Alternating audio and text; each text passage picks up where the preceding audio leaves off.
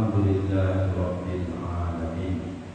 Orang tua kami yang sangat kami hormati dan kami muliakan, para alim, para ulama dan seluruh jamaah, wabil khusus yang berhadir pada subuh yang mulia ini, kita senantiasa Bapak Ibu berdoa kepada Allah dan berbaik sangka senantiasa kepada Allah. Semoga sisa-sisa kehidupan kita ini kita isi dengan amal-amal soleh. Mudah-mudahan asbab ini besok kita semua wafat dalam keadaan husnul khotimah. Amin ya rabbal alamin. Dan sangat kita nanti Bapak Ibu, nanti pertemuan ini akan diulang kembali di suatu kenikmatan yang tidak ada lagi di sana duka cita, tapi semua penuh dengan sukacita. Mudah-mudahan pernah kita bertemu di dunia ini, moga-moga kelak besok Allah kumpulkan kita di dalam surga bersama Nabi kita Muhammad sallallahu alaihi wasallam. Amin ya rabbal alamin.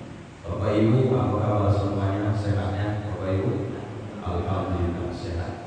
Kita bersolawat dulu Bapak Ibu di awal majelis kita ini, baru nanti kita sampaikan materi tausiah subuh kita pada kesempatan yang mulia ini. Untuk sholawat ini kembali kami minta dipandu kepada Ustaz Cilik kami. Bisa? Bisa. Silakan. Assalamualaikum.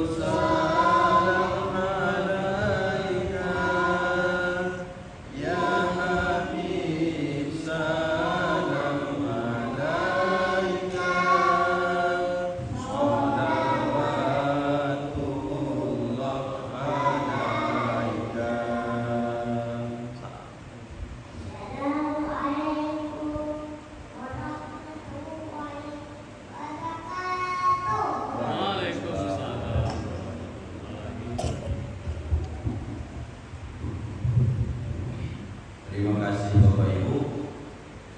Yang pertama Bapak Ibu, kita akan bacakan hadis yang diriwayatkan oleh Imam Bukhari, dan nanti kita lihat turunan hadisnya.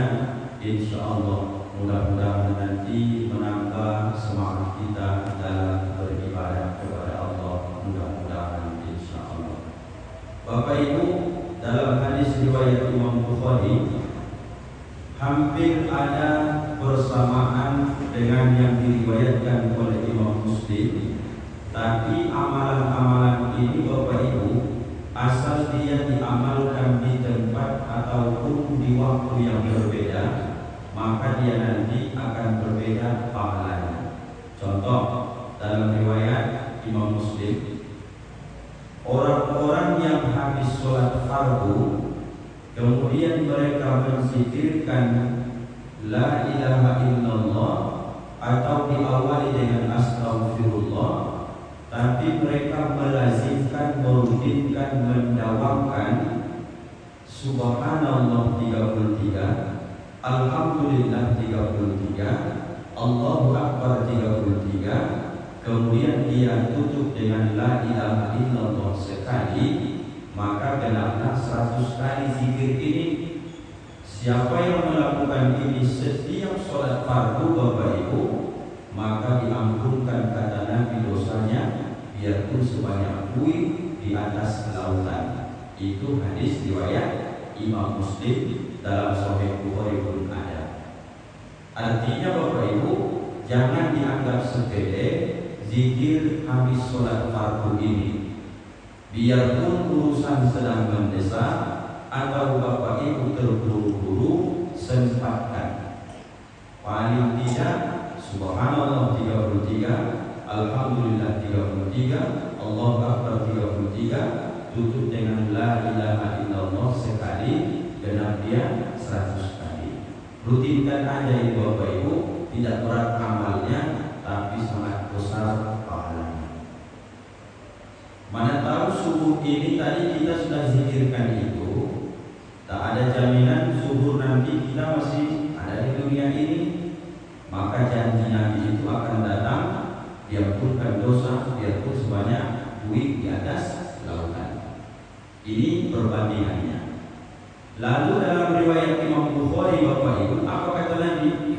Man ta'arra minal lail, siapa saja orang yang bangun di waktu malam, kata Rasulullah, faqala, kemudian dia berkata, dalam hadis itu dia berzikir.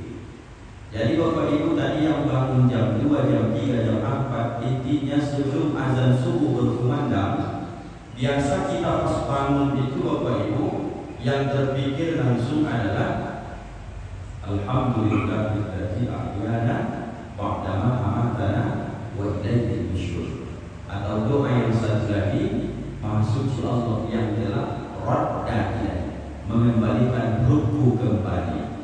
Tergantung Bapak Ibu mana yang mau dibaca, tapi itu pelajaran waktu kelas-kelas kita MTA, diajarkan guru ngaji kita dulu. Kita yang sudah tua ini akan meningkat kajinya. Asal kita Bapak Ibu bangun sebelum azan subuh berkumandang, maka yang dibaca itu kata Nabi dalam riwayat Imam Bukhari, La ilaha illallah wahdahu la syarika lah, lahul mulku wa lahul hamdu wa huwa ala kulli syai'in qadir. Masih sama dengan zikir habis sholat tadi. Perbedaannya di mana? Supaya nanti hikmah, manfaat, fadilahnya juga berbeda. Maka Bapak Ibu kalau habis sholat duluan subhanallah, kalau zikir ini ganti dahulukan alhamdulillah, supaya connect dengan doa bangun tidurnya. Berarti La ilaha illallah wahdahu la syarika lah, lahul mulku wa lahul hamdu wa huwa ala kulli syai'in qadir. Satu riwayat mengatakan pakai yuhyi wa yumitu wa huwa ala kulli syai'in qadir. Mau yang mana Bapak Ibu pakai boleh, tidak apa-apa. Pakai yuhyi wa yumit silahkan, tidak pakai yuhyi wa yumit pun boleh, tidak apa-apa.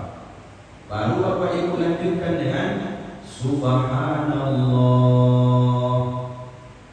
Kalau itu habis sholat, gantilah subhanallah ini ke nomor 2, nomor 2 ganti ke nomor 1. Berarti dia alhamdulillah wa subhanallah. Penambahan kalimat wawunya itulah menunjukkan karena dia dioper menjadi nomor 2. Berarti alhamdulillah wa subhanallah wa la ilaha illallah wallahu akbar wa la hawla wa la quwwata illa billahil aliyyil azim. Baru dia berkata faghfirli, maka ampunilah aku. Kata Rasulullah, siapa yang bangun tidur membaca zikir ini, dia dapatkan sebanyak 3 perkara. Yang pertama, ketika dia baca faghfirli yang berarti maka ampunilah aku ya Allah, seketika itu Bapak Ibu Allah ampunkan, kata Nabi, dosa-dosanya. Yang kedua, apabila dia angkat tangannya dia berdoa, belum dia ngapa-ngapain Bapak Ibu, belum ambil wudu, belum sholat, tapi setelah dia tadi ya Allah ampunilah aku, setelah baca zikir ini, kemudian dia berkata kepada Allah, ya Allah berikan aku kesehatan, ya Allah jadikan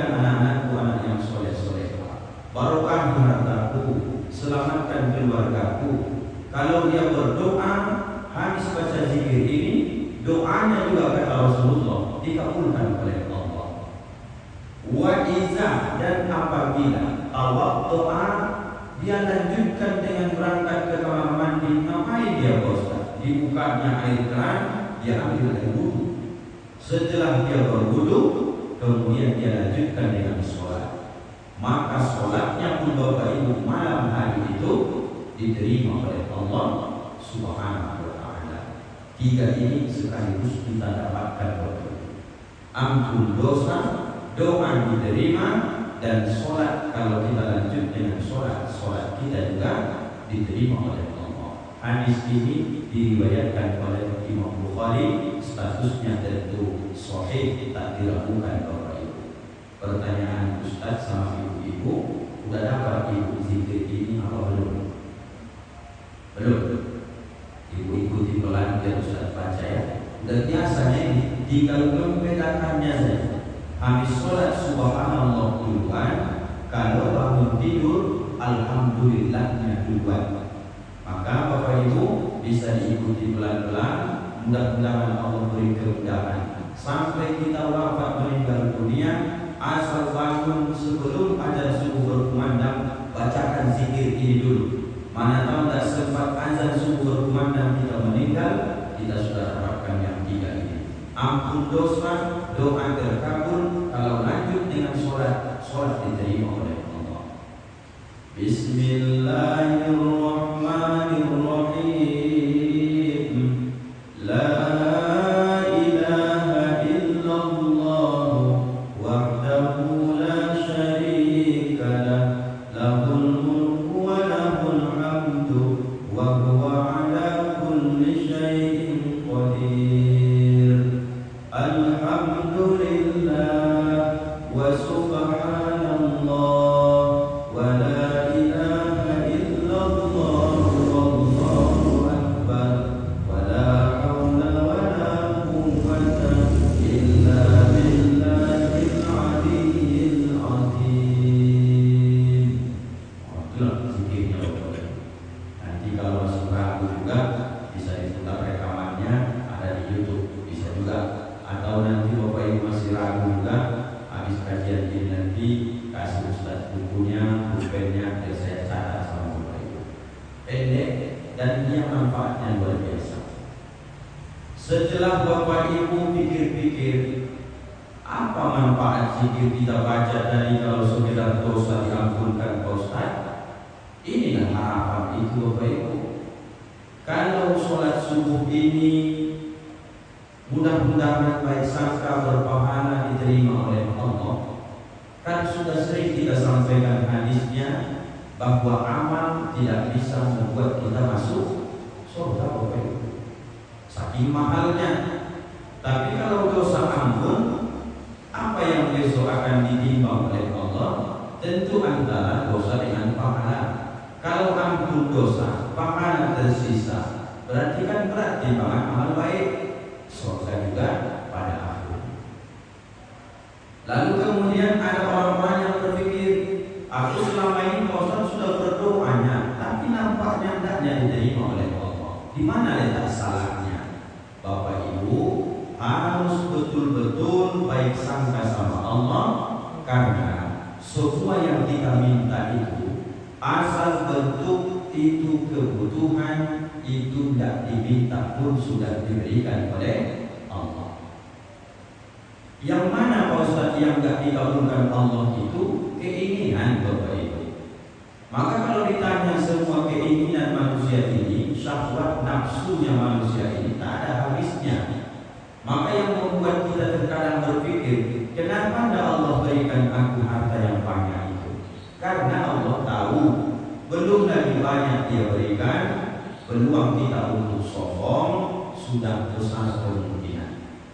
Kenapa Allah tak kasih kesenangan hidup di dunia ini untuk kita semua? Kok dibuat Allah berbeda-beda status kehidupan, ekonomi, sosial? Tujuan Allah supaya hidup ini berjalan dengan normal Bapak Ibu. Bisa Bapak Ibu bayangkan kalau kita semua ini kaya raya, berkecukupan, tak ada kurangnya. Bagaimana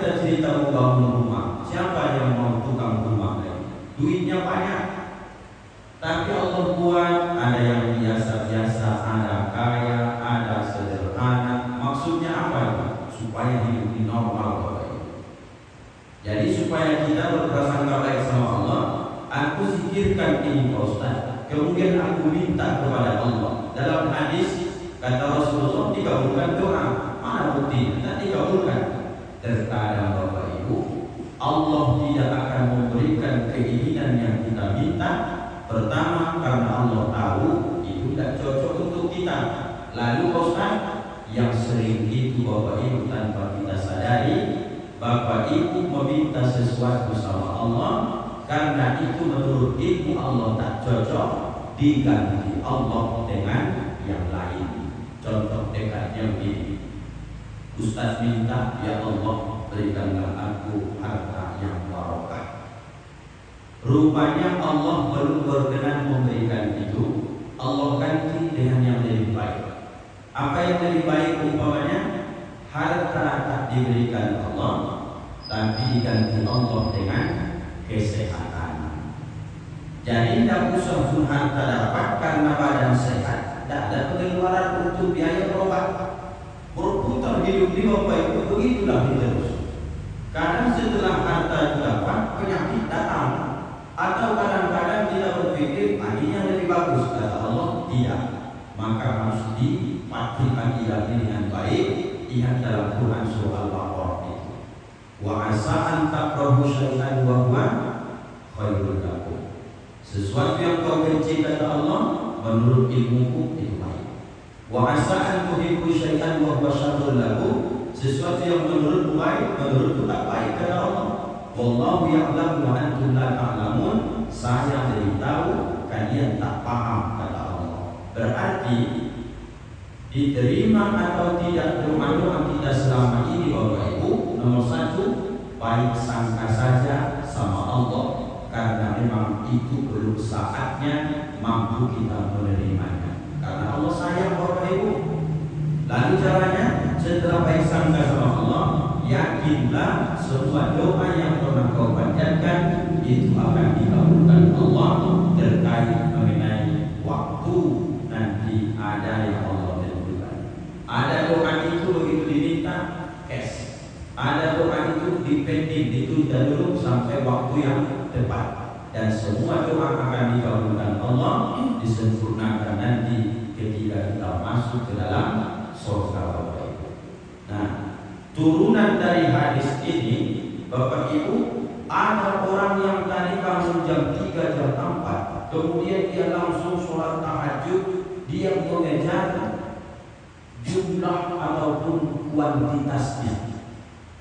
Berapa tahajud satu malam itu boleh Ustaz? Rokaatnya tidak ada batasnya Bapak Ibu. Kalau witir paling banyak hanya boleh 11 rakaat, itu dalam hadis Nabi. Kalau tahajud sepanjang malam boleh Ustaz? Boleh Bapak Ibu. Tapi kita yang sudah mengaji ini Bapak Ibu, bandingannya ada orang tahajud itu sampai katakanlah 20 rakaat. Habis salam tegak lagi, habis salam tegak lagi, habis salam tegak lagi. 1 jam Bapak Ibu 20 rakaat itu putus, bisa selesai. Karena bandingannya dengan orang yang saya berjamaah, kadang-kadang lebih dari itu pun mampu kita lakukan. Nah, mana lebih bagus Pak Ustaz kita nanti setelah 2 rakaat istirahat dulu, dalam arti zikir, ada hadisnya. Habis nanti 2 rakaat ini berhenti istirahat, zikir lagi. Mana lebih bagus Pak Ustaz? 2 rakaat berhenti 10 menit, 2 rakaat berhenti 10 menit, dibandingkan sekali kita tegak, salam tegak lagi, salam tegak lagi. Terkait Bapak Ibu pakai yang mengejar jumlah rakaat, itu pun bagus. Tapi kalau dibandingkan memburu jumlah rakaat dan bicara tentang kualitas, maka Bapak Ibu, amal itu pilih yang berkualitas, jangan kejar kuantitas. Maksud Ustaz gimana? Biarlah Bapak Ibu tahajud malam ini 4 rakaat, 2 rakaat salam, tapi di antara 2 rakaat ke 2 rakaat ini amalkan zikir yang disebutkan oleh Nabi kita. Apa yang pertama Pak Ustaz? Habis Bapak Ibu tadi sudah wudhu kemudian sholat 2 rakaat. Sholat yang 2 rakaat ini kan kata Nabi dalam hadis Bukhari tadi diterima Allah. Mudah-mudahan. Habis itu Bapak Ibu jangan langsung tegak. Assalamualaikum warahmatullahi. Assalamualaikum warahmatullahi. Nanti Bapak Ibu konekkan hadis Nabi itu kalau di sepertiga malam dengan ayat Quran wa hum bil ashari yastaghfirun. Satu lagi wa bil ashari yastaghfirun. Apa artinya? Seafdol ketika engkau habis sholat malam atau sebelum azan subuh berkumandang, maka ada orang-orang yang meminta ampun kepada Allah. Ashar itu kalimat jamak, rupanya bermakna dengan sahur sebelum azan subuh berkumandang. Asal ada orang yang minta ampun sama Allah, peluang besar minta ampun istighfar itu diterima Allah Subhanahu wa ta'ala. Caranya Bapak Ibu, habis sholat tahajud itu 2 rakaat, ataukah ibu bapak sholat hajat, atau sholatnya mungkin sholat taubat, langsung zikirkan paling sedikit 100 kali istighfar Bapak Ibu. Aku pakai yang pendek Pak Ustaz, astagfirullahaladzim. Kalau Bapak Ibu mau pakai itu, saran Ustaz, ada istighfar yang diajarkan bagi orang yang sudah berusia 40 tahun ke atas. Jadi rata-rata kita yang hadir ini sudah 40 ke atas Bapak Ibu. Istighfarnya, kalau mampu sayyidul istighfar itu yang paling mantap memang. Tapi Ustaz kadang-kadang mentes jamaah ini ragu saya, apakah Bapak Ibu dapat atau tidak? Ya Allahumma anta rabbi la ilaha illa anta khalaqtani wa ana 'abduka wa ana 'ala ahdika wa wa'dika mastata'tu a'udzu bika min syarri ma sana'tu abu'u laka bi ni'matika 'alayya wa abu'u bi dhanbi faghfir li fa innahu la yaghfiru dzunuba illa anta. Itu kalau dapat Bapak Ibu sudah paling bagus. Tapi kalau itu tidak dapat, tidak apa-apa, pakai yang pendek. Astaghfirullahaladzim, innahu kana ghaffara. Astaghfirullahaladzim, jangan bil azim, apalagi hul azim, jangan. Yang betul itu hal azim. Kalau berubah barisnya nanti pasti berubah artinya. Kalau ada Bapak Ibu dengan saudara kita, astagfirullahaladzim, itu dalam ilmu bahasa Arab itu berarti Allah itu yang minta ampun sama dia. Artinya dia menyuruh, astagfirullahaladzim, Allah minta ampun kepada aku yang maha mulia. Bisa syirik tidak Bapak Ibu, tidak boleh. Maka dipahami dengan baik pengucapannya. Astaghfirullahaladzim, innahu kana ghaffara. Kalau 40 tahun ke atas umur kita, itu istighfar.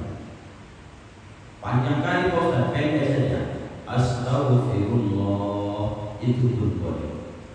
Yang lebih pendek ada lagi, ya Ghaffar atau ya Ghafur, itu pun boleh. Artinya habis 2 rakaat baca dulu 100 kali. Astagfirullah, astagfirullah, astagfirullah, sampai betul-betul masuk ke dalam qalbu, ke dalam hati. Kalau hati lembut, pasti air mata gampang menetes. Kenapa air mata orang ayah kalau sudah menetes susah menangis? Pasti hatinya sedang kasar, hati sedang luar biasa, tak bisa masuk ke dalam hati kelembutan. Maka orang yang lembut itu pasti hatinya baik, lembut, pasti air mata gampang menangis. Situlah Bapak Ibu yang dimuliakan Allah, dapat habis sholat tahajud, apakah sholatnya tadi taubat, apakah sholat sunnahnya sholat taubat, dan sholat sunnah hajat yang lainnya. Terakhir Bapak Ibu, habis 2 rakaat baca istighfar 100 kali. Tambah kalau belum masuk subuh 2 rakaat lagi. Setelah hadis 2 rakaat ini barulah turunan hadisnya jadidu imanakum. Apa kata Nabi? Perbaharui kamulah iman kamu bi kalimati, dengan kalimat la ilaha illallah. Hadis 2 rakaat itu Bapak Ibu zikirkan lagi la ilaha illallah, la ilaha illallah. Berjamaah tadi tak Ustaz kuat karena waktunya Bapak Ibu terbatas. Lebih afdolnya kapan itu? Sendiri Bapak Ibu. Apa sebab? Keseharian kita mana tahu kita melakukan kesyirikan kecil sama Allah, sifat riya, sifat sum'ah, ingin dipuji orang, sifat takabur sombong, menyepelekan orang, dengki sama orang. Ini semua merusak amal-amal kita Bapak Ibu. Maka kata Nabi, jadidu imanakum, perbaharui balik iman kalian. Dengan apa? Banyak baca ini Bapak Ibu. La ilaha illallah, la ilaha illallah 100 kali. Nanti dapat tahu Bapak Ibu, kalau ini dirutinkan, sholat Bapak Ibu pun jauh itu bertambah tenang, tentu akan mendapatkan kekhusyukan Bapak Ibu. Nah, inilah dia turunannya. Mulai dari bangun tidur, baca zikir yang tadi, kerjakan 2 rakaat, baru istighfar. Habis istighfar naik lagi kalau belum waktu subuh masuk, baru lanjutkan dengan la ilaha illallah. Kalau belum witir, baru tutup dengan witir. Nanti baru menjelang subuh, baru ditunggu dia. Kalau ini Bapak Ibu rutinkan sampai meninggal dunia kita, insya Allah jangan khawatir Bapak Ibu, dan jangan terlalu takut dengan kematian itu. Apa sebab? Karena sudah standby. Apa standby-nya? Dosa diampuni, doa dikabulkan, dan kalau sholat pun diterima. Dan ada di atas itu lagi Bapak Ibu yang diharapkan seorang yang beriman. Inilah bagian subuh kita Bapak Ibu pada kesempatan yang mulia ini. Pastilah ada kesalahan dalam penyampaian, keterbatasan ilmu, kebodohan Ustaz. Tolong Bapak Ibu maafkan Ustaz dunia dan akhirat. Maaf Bapak Ibu. Alhamdulillahirabbil alamin. Kita tutup dengan doa kafaratul majlis. Subhanakallahumma wa bihamdika asyhadu an la ilaha illa anta astaghfiruka wa atubu ilaik. Assalamualaikum warahmatullahi wabarakatuh.